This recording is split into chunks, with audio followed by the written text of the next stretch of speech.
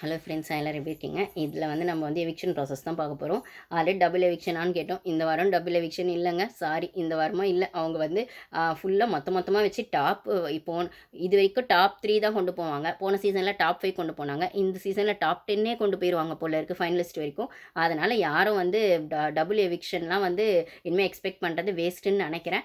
Okay, அப்படி யார் இப்போ எலிமினேட்டாக யார் இருக்கா அப்படின்னு பார்த்தீங்கன்னா, சிவகுமார் தான் இருக்காரு. அதுவும் சர்ப்ரைஸ் தான். ஆக்சுவலி சத்யா ரஞ்சித் தான் பண்ணுறதா இருந்தது போல இருக்குது. இல்லைனா லீஸ்ட் ஆனந்தி இருந்தது போல இருக்குது. அதையும் மாற்றி சிவகுமார் ஆக்கிட்டாங்க. சிவகுமார் வந்து பெருசாக வந்து அவர் எடுத்தால் கேமில் எந்த சேஞ்சும் வராதுன்றது அவங்களுக்கும் தெரிஞ்சிருக்கும். இதுக்கு மேலே அவர்கிட்ட கொடுக்கறதுக்கு எதுவும் கண்டென்ட் இல்லைங்க. பெருசாக வந்து ஒன்றுமே அவர் பண்ணவும் இல்லை. அவர் பண்ணுற மாதிரியும் தெரில இதுக்கப்புறமும். அதனால் எடுத்துகிட்டு இருக்காங்க. ஓகே, நம்ம ஆல் த பெஸ்ட் சொல்லிவிடுவோம் சிவகுமார் சாருக்கு. ஒன்று. அப்புறம் வந்து அந்த பொம்மை டாஸ்கில் குறைஞ்சபட்சம் அருண் கொஞ்சம் ஃபேராக சிவகுமாருக்கு ஆடி இருந்தார். அது ஒரு உள்ளே இருந்திருப்பார். என்எஃப்பி வின் பண்ணியிருப்பார். அதுவுமே இல்லை. அப்படிங்கிற பட்சத்தில் வந்து அவர் எடுத்துட்டாங்க. ஸோ அவர் எலிமினேட் ஆகிட்டார். இப்போ வந்து அப்போ சாச்சனா எலிமினேட் ஆகலையா, ஆக மாட்டாங்களான்னு கேட்டால் சாச்சனால எலிமினேட் ஆக மாட்டாங்கங்க. அவங்கள ஒன்று ஃபைனலிஸ்ட்டுக்கு கொண்டு வந்துடுவாங்க.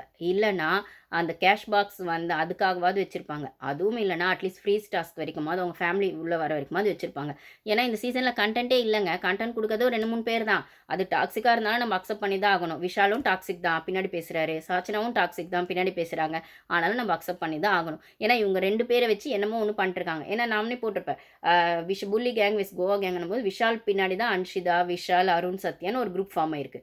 அப்போ இந்த சைடு ஒரு குரூப் ஃபார்ம் ஆயிருக்குன்னும் போது ஒரு ஹீரோ வந்தால் ஒரு வில்லன் இருக்க தான் செய்யணும் போது முத்துக்கும் வில்லன் வந்து விஷால் தான்.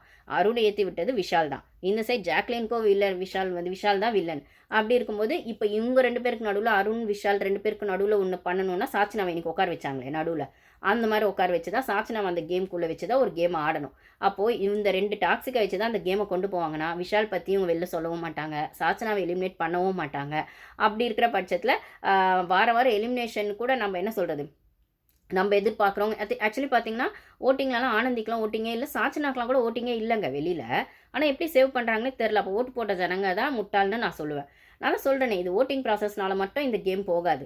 உள்ள பிபி டீம் என்ன டிசைட் பண்ணுறாங்களோ அதுதான். போன வாரமே எலிமினேஷன் வந்து சாச்சனா தான் போயிருக்கணும். அந்த பொண்ணு போகலை. இந்த வாரமும் போகல, இனிமேலும் போகாது. அந்த பொண்ணுக்கு என்எஃப்பி வந்து அந்த பொண்ணு அடுத்த வாரம் கேப்டன்சி வேறு வந்துடும் எப்படியும். சரி, ஃப்ரீயாக விட்டு கொடுக்குறேன்னு சொல்லிட்டாரு. அப்போ அதுக்கு ஒரு வாரம் என்எஃப்பி வந்து என்ன சொல்கிறது, கேப்டன்சி வச்சு ஒரு வாரம் தள்ளுவாங்க. அதுக்கப்புறம் 2-3 வாரத்தில் வந்து ஃப்ரீஸ் டாஸ்க் வந்துடும். அதுக்கப்புறம் அது எமோஷனலாக வேறு கிரியேட் ஆகிடும். ஆல்ரெடி அந்த பொண்ணு என்னென்ன எமோஷன் பண்ணணும், என்னென்ன ஆக்டிங் பண்ணணும் நம்மளுக்கு தெரியும். சீரியல் ஆர்டிஸ்ட்டுங்கிறத மாரி அந்த பொண்ணு சினி ஆர்டிஸ்ட்டே வேறு. கேட்கவா வேணும், நினச்சோன்னே போய் உள்ளே அழுதுட்டு வந்துடுது. அப்படியே முகத்தை மாற்றிக்குது. அப்படி இருக்கிற பட்சத்தில் சாச்சனாவோட நம்ம இதுக்கு மேலே வேணால் சாச்சனா அந்த கேமில் தான் இருப்பாங்கன்னு அக்செப்ட் பண்ணி சாச்சனாவால் என்னென்ன குட்டி குழப்பங்கள்லாம் வருது, என்னென்னலாம் குட்டியை குழப்புது அப்படின்னு வேணால் நம்ம எக்ஸ்பெக்ட் பண்ணலாமே தவிர சாச்சனா எலிமினேட் ஆவாங்கலாம் எக்ஸ்பெக்ட் பண்ண முடியாது. ஓகேங்களா? ஸோ இந்த வாரம் சிவா தாங்க எலிமினேட் ஆயிருக்காரு. இதுதான் இந்த வாரம் eviction process. So double eviction சொன்னதுக்கு சாரி கைஸ். நம்ம வந்து நெக்ஸ்ட் வீடியோவில் பார்க்கலாம். தேங்க்யூ.